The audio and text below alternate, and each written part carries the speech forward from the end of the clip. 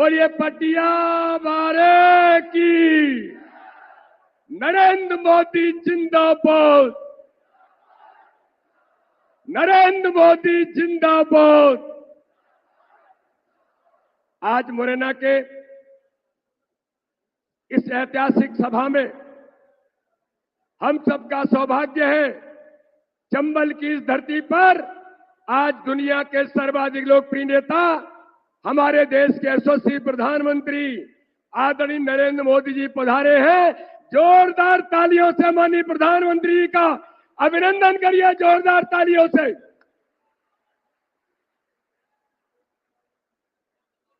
मंच पर उपस्थित सभी सम्माननीय हमारे नेतागण और आज इस सभा में मुरैना के नागरिक भाई और बहनों, आज माननीय प्रधानमंत्री नरेंद्र मोदी जी इस चंबल की धरती पर पधारे हैं।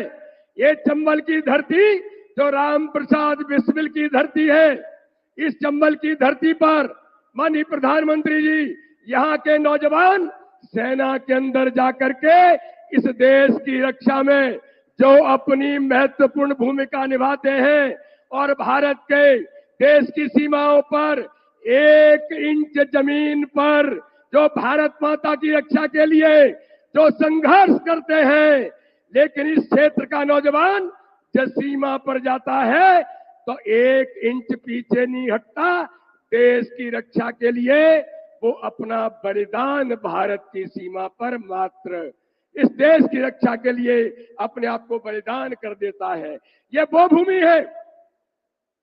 लेकिन नागरिक भाई और बहनों, भारत के प्रधानमंत्री नरेंद्र मोदी जी, जिन्होंने गरीबों के कल्याण से लेकर हर गरीब का जीवन बदलने का जो अभियान 10 वर्षों के अंदर माननीय प्रधानमंत्री मोदी जी ने लिया है, लेकिन मैं आज मुरैना के इस जनसभा में कहना चाहता हूं, देश के ऐसे प्रधानमंत्री जो अपने जीवन के अंदर, चाहे वो मुख्यमंत्री थे, चाहे आज 10 वर्षों से भारत का नेतृत्व कर रहे हैं, दिवाली जैसे पर्व को भी मनाने के लिए कहीं जाते हैं तो सीमा पर भारत के सैनिकों के बीच माननीय प्रधानमंत्री दिवाली मनाते हैं।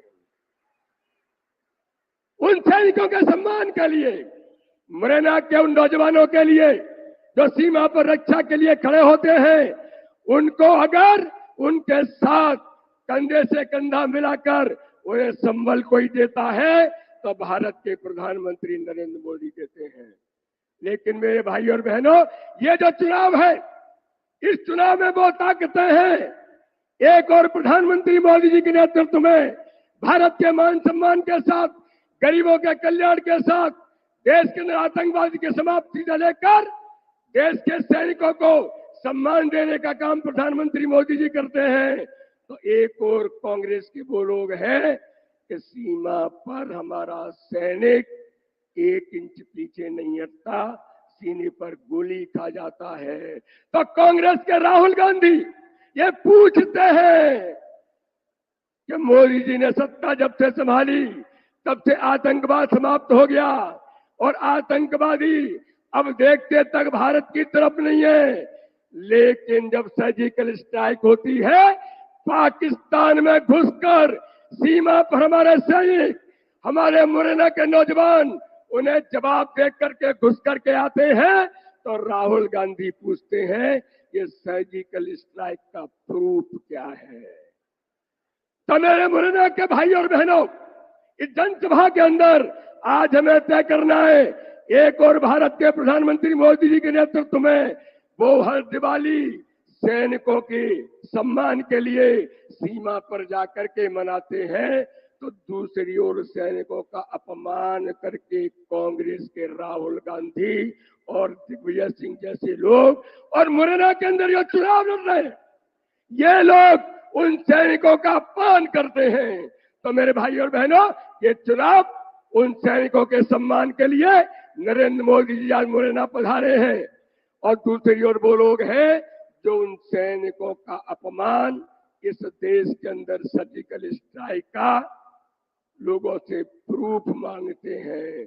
तो आज इस चुनाव में मेरे भाई और बहनों, हम सब लोग मिलकर के भारत के प्रधानमंत्री नरेंद्र मोदी जी को तीसरी बार प्रधानमंत्री बनाने के लिए यह केवल कोई शिवमंगल सिंह या संध्या राय या ज्योतिरादित्य सिंधिया जी या बीडी शर्मा, ये उनका चुनाव नहीं है। ये चुनाव तो तीसरी बार भारत के प्रधानमंत्री नरेंद्र मोदी को बनाने का चुनाव है। बोलिए हम भारत के प्रधानमंत्री मोदी जी को प्रचंड बहुमत से इस बार प्रधानमंत्री बनाएंगे। ताकत से बताओ, बनाएंगे? हर बूथ पर कमल खिलाएंगे? तो माननीय प्रधानमंत्री जी को दोनों हाथों से तालियां बजा करके प्रधानमंत्री का अभिनंदन करिए। हम पुनः मुरैना की धरती पर माननीय प्रधानमंत्री जी को तीसरी बार प्रधानमंत्री बनाने के लिए मुरैना की जनता भी आज संकल्पित है। बोलिए भारत माता की, भारत माता की। बहुत बहुत धन्यवाद।